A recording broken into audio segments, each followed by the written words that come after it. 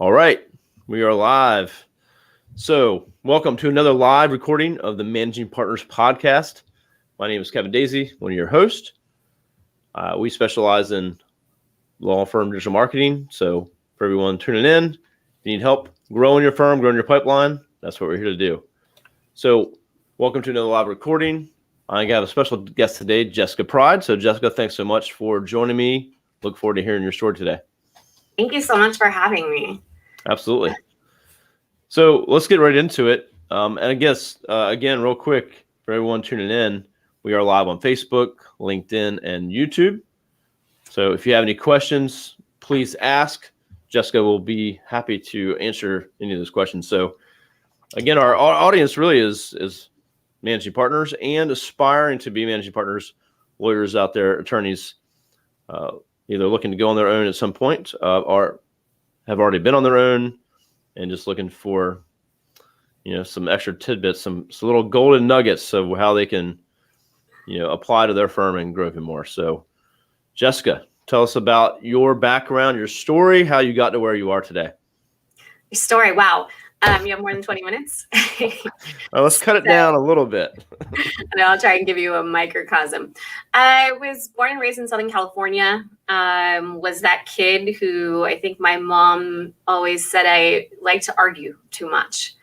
In high school, one of my friends got pushed into the lockers by some bullies, and I really just felt the need to defend the little guy. And I was, at that point, I was 98 pounds. And this little girl who'd never gotten into a fist fight before. And I just started talking a bunch of junk and went fighting for it, because I was like, you can't push people and hurt people. And they called her a racial slur. And I was like, that is not okay. So I think that just kind of started my journey into how I became a plaintiff's injury lawyer, personal injury lawyer. I love fighting for the little guy. And so I went to law school, and I went to UCI, then went to USD Law, the Harvard here of San Diego, and had the most amazing time in law school. And I really felt like I found my people. And right out of law school, actually in law school, it was a funny story. My husband and I, my current husband, who's also my law partner, we were studying for exams at the end of the year. And I had been traveling for the first 2 years of law school because my mentor had said, as soon as you come out, you are going to work your ass off and you will not have any time off. You're not going to be able to go on a 10-day vacation. So enjoy it while you can. Go now. Right? Because it doesn't happen when you're a baby lawyer. And so my husband said to me at the time, he goes, you couldn't get a job if you wanted to. All you do is travel and, have fun in law school. And I was like, I can get a job if I want to. I'm not ready to make that move yet. So he made me a bet. And the next week I had a full-time job working for, funny enough, Tom Girardi. Tom Girardi is now in the news right now. Hot topic, him and Erica Jane. But this was back in the day, and he actually was a lovely person to work for. I got to see him in trial twice and had so many amazing experiences and learned about personal injury and his passion for the law. He really is passionate about it. So I could have stayed in LA, but I hate traffic. And LA, everyone's always so angry. I don't get it. Everything's an argument with defense lawyers in LA. So I decided to come back to San Diego. And so he said, if you come back to San Diego, you can only work at one place. And that was for Dave Casey here at Casey Gary in San Diego. They are the oldest and largest law firm, personal injury law firm in San Diego. So I had the pleasure of working for them for 7 years. Really got a great foundation as to how to do personal injury law, everything from pharmaceutical cases to slip and falls, dog bites, car crashes. And I had my first sexual assault case about 15 years ago. And it was one of those moments where you get that case and you just want to dive into it and you can't let it go. And you're thinking about it in the middle of the night and in the shower. And I ended up becoming friends with the plaintiff. I'm still friends with her to this day. And really felt like, God, I made a difference. I changed her life. She was raped. And we were able to not only get her money, but get her justice and feel like she got to take her power back. And so at that moment, I was just like, this is what I want to do. I want to help sexual assault survivors. I've always been passionate about that through my entire life. And to find a way to marry my legal skills with helping survivors was just this beautiful intersection. So at that time, Dave was very awesome and let me start a practice just doing sexual assault cases. But eventually I came to a place where I didn't want to do car crashes anymore. I didn't want to do all this other stuff because it didn't move me. It was like, oh, another one. So I left, and here I am, the Pride Law Firm. We are, oh God, how old is my daughter? We are going to be 11 years strong, and went from a one-room office in our house to now we have a whole team. We're a super thriving boutique law firm. We specialize in sexual assault litigation, representing survivors either in personal injury cases or in employment cases. We have about 154 cases right now. We do cases mainly all over California, some across the country, but it's amazing. We every day get to come to work and help survivors, get them justice, and make a difference. Not only in court, but also in our community. I'm president of the board of our local rape crisis center and have just embarked on a new project because I didn't have enough shit on my plate. We're opening up a healing center for survivors. So it's different. We're a different type of law firm in the sense that we are a wraparound service kind of law firm. We really take a white glove approach, which is different, making sure our clients have healing resources, making sure that they can make it through that legal process and that they're supported. We are the first law firm actually in the country to have an in-house victim advocate to help our clients through the process, through the criminal and civil. So really proud of those things and how it's grown. And I can tell you as a managing partner, going from a staff of one to now, we have a whole team. There's been some growing pains, but it's such a rewarding experience. I wouldn't trade it for the world. Well, awesome story. Thanks for sharing that with us. And it's interesting, you start out doing certain things, but then you kind of find what really motivates you, what drives you. And sometimes it's, you want to not do the other things just so you can do more of what you want to do. So I highly recommend that. I mean, I forget who it is that said, do what you love and you'll never work a day in your life. I mean, let's not get it twisted. It's being a lawyer is hard work. And anybody who thinks we just make a ton of money by sitting on our butts, they're fooling themselves. You really do have to grind and hustle. But I love my job and I love the type of law I practice. And so it makes it that much more enjoyable. And so I didn't get into this thinking, I'm going to make a lot of money. I thought, I really love it. I'm passionate about this topic. And we've just been blessed to have it. It's worked out. That's excellent. And so this is the web address down here, victimlawyer.com. I'm going to put that in the comments so everybody can take a look, check her out. It's a nice site, and check out their firm, see what they're all about, see what they're doing. So let me put that in the comments right now just so I don't forget. Thank you. And definitely, you can check out our website. We are on Instagram, The Pride Law Firm.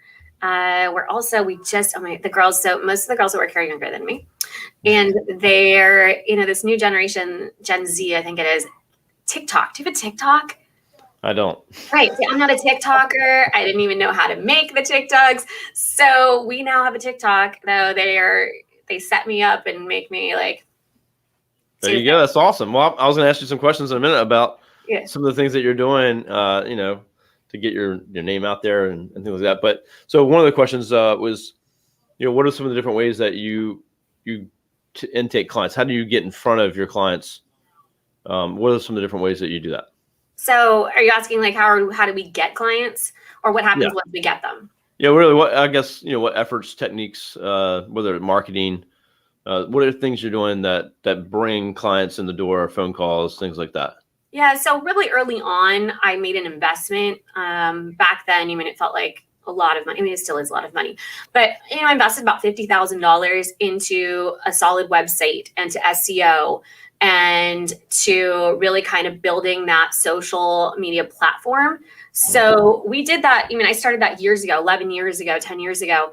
And so now, I mean, we do rank #1 on, if you do a Google search for a sexual assault attorney, San Diego, California will usually pull #1. I think part of it's because of that organic. You really do need to kind of invest in a good SEO company. We do spend a monthly marketing budget. I really like Obu Interactive. They've been good to me since day one. Landon and his team are awesome. They understand what we do, which I think is important too, is to have a meeting and really explain your story to your marketing company so they know how to sell you, and make sure that your brand is consistent with the product you're putting out and your vibe and all that stuff. So if you look at our website, our vibe is different. That's because we're talking to sexual assault survivors. I'm not talking to the person down the street who just got into a car crash. And so I wanted the feel to be softer. And if you go to our Instagram page, it's got this whole uniform kind of look, and we talk about things that are relevant to survivors. So we work with our marketing company every month. They do continual SEO work. We blog. We do Instagram, which that started out, we get it significant. You'd be surprised how many people actually follow our stories and like our things or call us and say, hey, I found you on Instagram. But that's because we did a market analysis early too. And I think you really need to think about, who are you trying to talk to? Like, who is your projected target? Who's your target client? 100%. Once you figure that out, then you need to speak to them. And so for us, most sexual assault survivors are 18 to 24. So I'm talking to a younger market, and they're on Instagram. Now we have a TikTok because they're on TikTok. And, you know, it's hard for someone to sometimes to think about, like, wait, you would find a lawyer off TikTok? Like, that just doesn't seem right. It doesn't seem to translate. But you have to understand that's how the younger generation communicates. Yeah, you gotta go where they are gonna go. Exactly. Yeah. So we do that.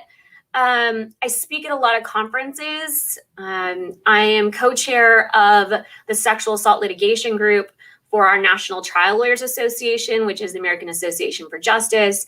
I go to all the sexual assault conferences, which are mainly police, advocates, SART nurses, things like that. They don't tend to be a lot of lawyers there, so I market there. Good referral sources, I would assume. Right. So, and then lawyers in the community, right? I was on the board for our local Trial Lawyers Association, a bunch of stuff like that. So people know that this is my niche. And I think you just always have that elevator pitch. I mean, it doesn't even have to be an elevator pitch when you're just talking about your life and you're passionate about it, but make sure everybody knows what you do. So when they do come across a case, they'll say, hey, you know what? Oh, I know Jess does that. Let me call Jess. And I pay referral fees. So that makes everyone happy. So I'm making money. They're making money. It keeps that constant revenue going. Well, that's awesome. So yeah, for everyone listening, I mean, she's doing the right things. You're investing in the right areas, and looking at different opportunities. I think, as we might say, oh, what's this new social platform? Like, this is nothing I'm going to personally be on, but really knowing your ideal customer and where they hang out and how they operate, how they think, how they search, you need to know all those things so that you can tweak your messaging or marketing efforts to make sure you're there. And I think, the other thing too is, sometimes I'm talking to a lawyer like, well, we don't like to put ourselves out there. We like to organically get our referrals and so that, which is great. But I think the other thing is, if you believe you can help people in these situations, then why not be there when they're looking for your help? And so I usually think people think about it a little bit different when you say it like that. Because you have people like, well, I don't want to be an ambulance chaser and billboards everywhere and all that stuff. And you don't have to be necessarily. But when someone goes and searches because they don't know where to go, you can be a resource for them and be there to help them out. So 100%. I mean, and I think that we offer a really unique service here, and we understand all of our lawyers and our entire staff is trauma informed. And we really do take care of our clients and make a difference. And so when someone is in pain or in trauma and needs help, you want to be a resource that they can find. And whether they hire me, I mean, that's another thing we do, which I just found as like a personal thing, was I wanted to provide survivors, I wanted them to have ways to heal. So we put last year we embarked on during COVID, we did a whole campaign about self-care. And we put free resources, and every week we added something else to our website, and they're free. People can now go to our website, and they don't have to, they could be a past client, they could never be a client, they could, be a current client, doesn't matter. It could be anybody. But you can go on there and you can get some trauma-informed yoga, you can get, meditation, you can get different things that, I gladly paid, the $200 or whatever it was it cost for the person to do the session. But we put things out into the world to make it better and to make a difference. And I think that also generates traffic. Indirectly, that was a benefit from it. Oh, yeah. So I think become part of the community that you are trying to market to as well. And I think be authentic. If you're up there doing something cheesy or you don't really care about what you're doing, I think it shines through. Sure. So we learned that in law school, right? They always say, be yourself, but you come out of law school and you're trying to be like this managing partner, or you're trying to be like this partner, you're trying to do the opening statement like them but like only so many people can be Jerry Spence or, all these people. You're never going to be that person. Be you, because you're the best version of you. Just try and work on it. And so I think being authentic about who you are, what your mission statement is, like what you stand for and what you have to bring to the table, that really speaks to people and makes them want to retain you. Yeah, 100%. And it makes me think of like a personal injury lawyer that would, like on the motorcycle page, they're on a Harley, like they're the lawyer, but they ride too, It's like half of them probably don't. Right. Completely fake. Trying to relate, but no, I love that. Everything you guys are doing sounds amazing. And then, like even down to like simple things like an article, a blog that might be helpful to tons of people that might not be your client. But it might something that helped them out. Just, hey, that was a helpful article. They might never be a client, but you're putting that out in the world. It does drive traffic, which is a byproduct, which is good. And some of those might turn into a client, depending on the situation. So, helping other lawyers too. I do a lot of CLEs on how to do sexual assault litigation cases. And that results in a lot of lawyers call me. How do you do this? Can I get a sample? Do you want to co-counsel this? So I think that's also another way to generate business. And the best way to do that is become an expert in your field and put yourself out there as someone who's willing to help others. Love it. Love it. Love it. Love it. Good stuff. So another different question. We'll change it up a little bit. What's the next 2 to 5 years look like for you? What's the plans? What's the goals? Anything big happening? Yeah.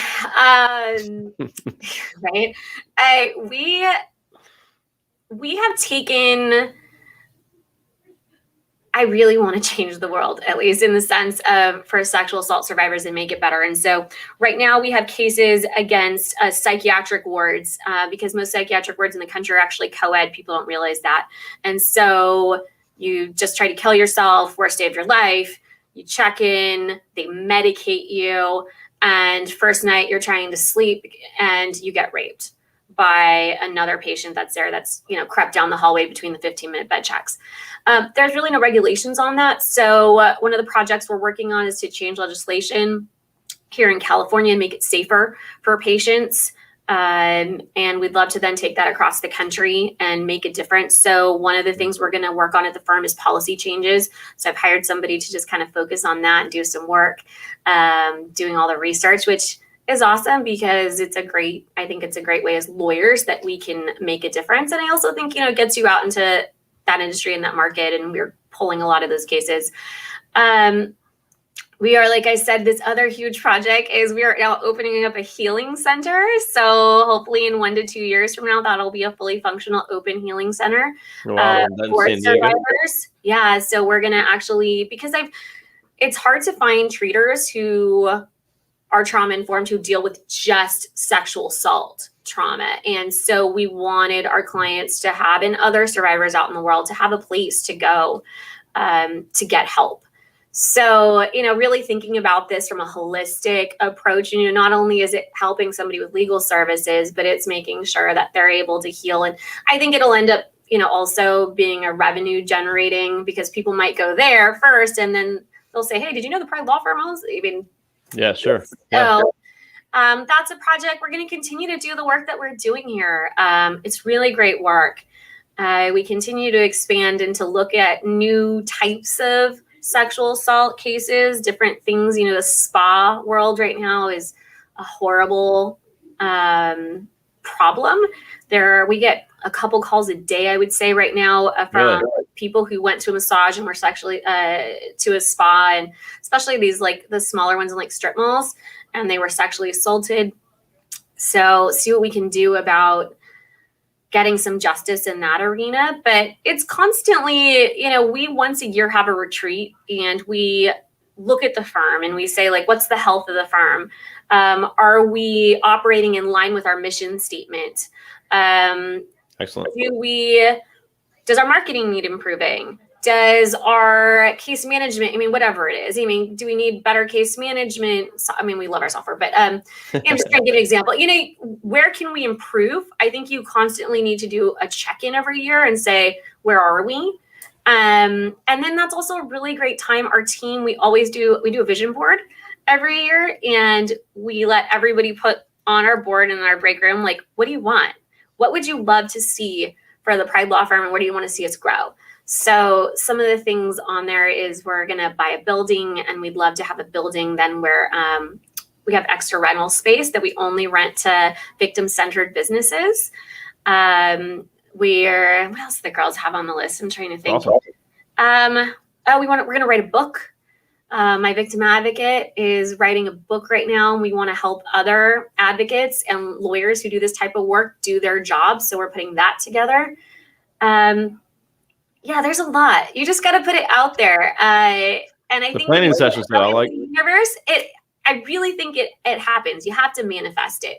But if you don't have a plan and you don't know what you're looking for or where you're going, it's never going to happen. You're not going to wake up and be like, oh, surprise, I did it. You need to be focused.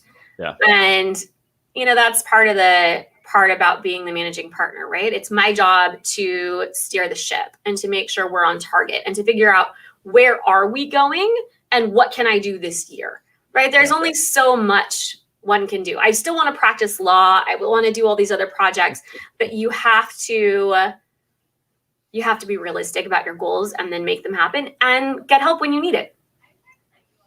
100%.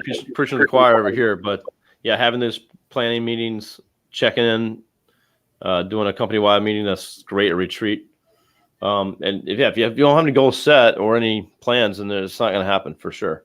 Right. You can just go through the motions day to day and do the work, which is good. Yep. Well, and marketing, since I know you were centered on marketing, or you're asking about that, we do a marketing plan for the year. We'll set it out at the end of the year. We'll analyze how we did last year. Then we'll say, okay, for this year, we're going to do this. And we plan it month by month. And we plan our blogs. We plan our posts. It's all strategically planned. And believe me, you have to shift a little bit for current events. Cosby breaks out. Then we shift and write about that or talk about the different things. But have a plan. And then we also do an analysis. So we'll look at who are our competitors. What are they doing? What are their websites look like? Are they doing something great that maybe we should be doing? Or do we see something else in a different space that we could try out in ours? I think trying to look outside of the legal world too is helpful. Because if we just do what everybody else is doing, what makes you different? And especially in a world of if you're just personal injury car crash, you don't want to be just like the 500, car crash lawyers that are down the street. So I think really figuring out what your special thing is, what makes you different, and celebrating that and promoting that. Yeah, I love that. Yeah, you got to stay on top of stuff. You got to be keeping looking at it. And yeah, you got to adjust and change sometimes along the way, but you just kind of be able to do that on the fly, right? So you got a plan. Sometimes it'll change a little bit, but you can readjust. Right. So yeah, I love that. So you mentioned software. What are some of the tools maybe you use to manage the pipeline? So we use Filevine, which I really like. That's our case management software. Okay. We use Office 365. That's who controls, our Outlook and that Team Viewer now, because everything with court, we're using Team Viewer. Yep. I don't have it here. It's not on my desk. During the pandemic, when we were originally forced home and I had to operate this ship from my house, I got everything on a lot of it. It's all on the cloud, and I can run the entire firm from my iPad. And I love that, right? You never thought. So then it just freed you up because I could be anywhere in the world. At one point last year, I was in the Maldives and I was, yeah, it's great. Taking care of business. My whole firm is completely, we have an office physical, which a few of us go to. I'm actually at my home office today, but I can be anywhere and still get everything done. So it's great. Yeah, that is the beauty. I think that's a silver lining that came out of the pandemic, is we realized that we don't have to actually physically be in the office if we don't need to be. Yeah. Our team, there's a lot of great all here. Yeah. There's a lot of cultural aspects of I think you miss without the office for sure. So I think it's important, but I think it's not 100% necessary, especially for some folks we have that are talented that we need that might not even be in the area. So, our team's grown out to like 4 or 5 states at this point, but we still have a physical office, and we try to have 2 in-person events or so a year that we, keep that culture going and keep everybody together. But it is nice to be able to work from anywhere if you need to. Yeah, I agree. And I think that's a really good point that you bring up. Culture is so important. I think to get a team to work hard for you and to fight for your clients, and there has to be buy-in, and they have to be part of the mission and feel like they're part of something. And a lot of law firms don't, I think, spend time taking care of their employees and making sure, like, how are you? I actually care about you and how you're doing, and what can we do to help you grow and to be successful, and those bonding events. Now it always turns out that all the girls in the office who work here, they all become friends and hang outside of work, and it's this whole thing. Nobody needed to come to the office, especially after the shutdown. Everybody wanted to come. Everybody is here. I have 100% participation of employees who want to work in the office. I think because they just love hanging out with each other. We do all kinds of fun things. I got them a personal chef this year that comes in and makes gourmet organic. I'm coming in too. Right? I'm like, we just settled a big case the other day, and I asked them, what do y'all want to do to celebrate your hard work? And they all said they wanted to go to Disneyland. So we got a limo bus into Disneyland. We went. Yeah, that's not too far away for you.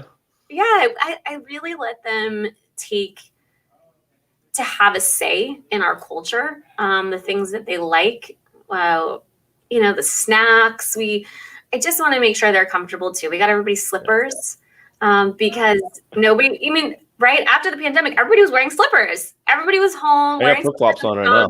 Right. And so try and put women back in heels now. We don't want to be in heels. We don't have to. So they started coming in, and I noticed that they would take take their heels when they got here. And I was like, you know what? I'm not going to make you wear heels. And if there's no clients in the office, what do I care what's on your feet?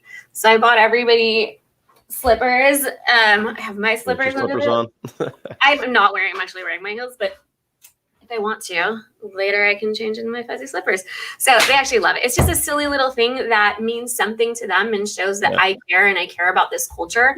And I think I get such a great work product out of them, and they take the cases personally like I do. And they take their work here personally.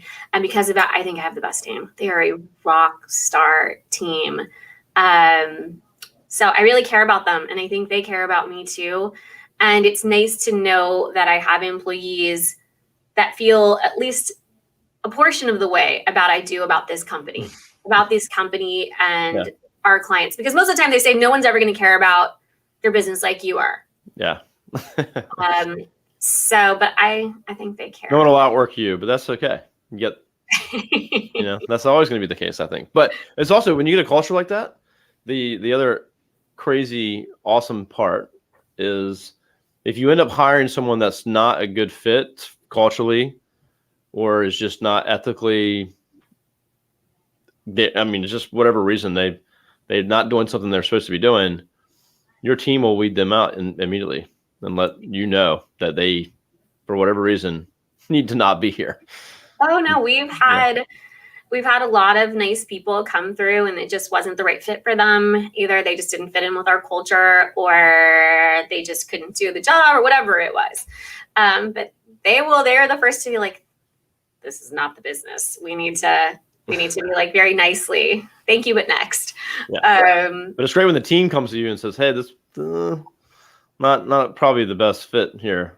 Well, that's what happened. You thought you made a good hire and you put everything into it, and then you're like, oh, okay, well, if my team says it, I gotta take their word for it. Right. It's a family. We are definitely a firm family, and that comes with all of its lovely things. And sometimes some of it's like, believe me, everyone has their firm, so-and-so's on so-and-so's having a bad day. And I would definitely say, if you talk to my other friends who manage firms, they're like, Jess, I don't know why you are so chill at your office, but it's worked out. Congrats on creating a company like that. That's amazing. I did have a question come in too. Yeah, go ahead. It's at the bottom there. Hey, the type of work you do is very inspiring, Jessica. What do you think? What do you think of what I guess New York did with the New York Child Victims Act? So if I remember correctly, and they're trying to change the statute. I thought it wasn't passed yet. Let's see, Child Victims Act. Gary throwing hardballs. Yeah, no, that is exactly what I thought it was. No, so they're trying to extend the statute. In California right now, we have you can go back 50 years, and there is a window of time now that we have revived child sex abuse cases that were, the statute had been blown. They're trying to do that in New York. And my understanding is it was in the Senate and hadn't passed yet. I think, did it go? It's got to be recent. If they did have it go, no, it says 6 hours ago. Went into effect, open up a year-long window. Yeah, amazing. I think it's amazing. We have it in California. I think it's a wonderful tool for survivors, because most survivors, especially child sex abuse survivors, we find that the average age that it takes someone to come forward is usually at least 8 years. And, there are times that, oh, look at that. Oh, okay. My office is so neat. I love my office. They're listening and they're like, Jess, here you go. So the 1 year look back window ends tomorrow. Boo. That awesome. Is bad.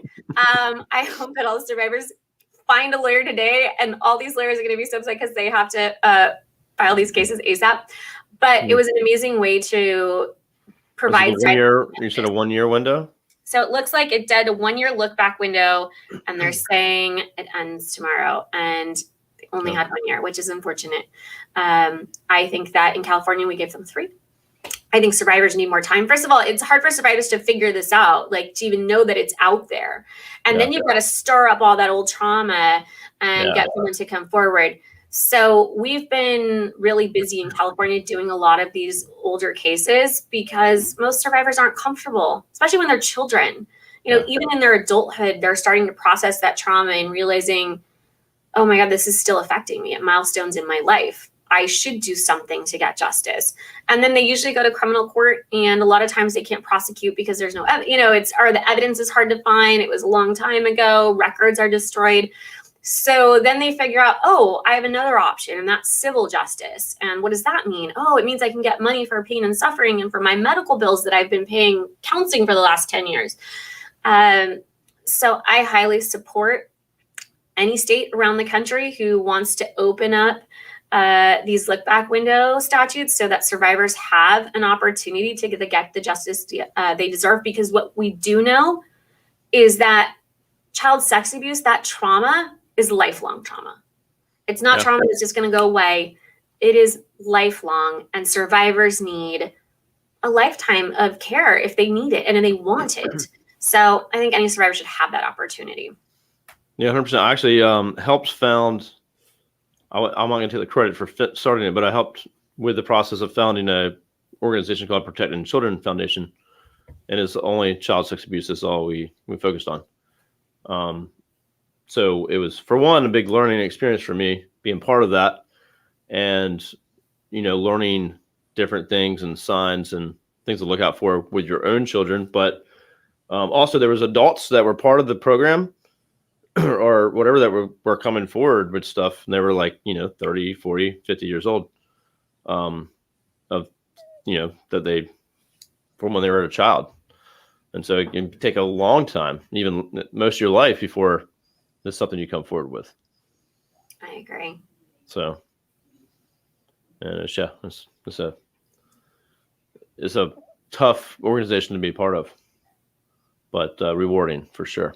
It's so rewarding. And that's the other thing, this type of work, is there's a lot of burnout because it's so emotionally taxing. I practice self-care every week, or try to do something every day for myself just to keep myself sane. Because including my entire staff, we offer counseling to them, any type of self-care, because it's not your regular type of personal injury case or a car crash. Yeah. You're getting someone who is telling you some horrifically graphic details, and there's lots of, crying and trauma. And so if it's not your jam, I always say to lawyers, especially after the Me Too movement, everybody wanted to be a Me Too lawyer after Me Too because there was these flood of cases, and, we got all the mass tort people jumped on the bandwagon and we're like, oh yes, we're all about it. But I just don't think it's a mass tort type of case. It's an individual specific case that deserves your attention and your support. And you become a counselor almost, not just a legal counselor, but like a personal, you're counseling them, helping them, having a compassionate perspective. So if you're not ready to do that, then you should pick a different area.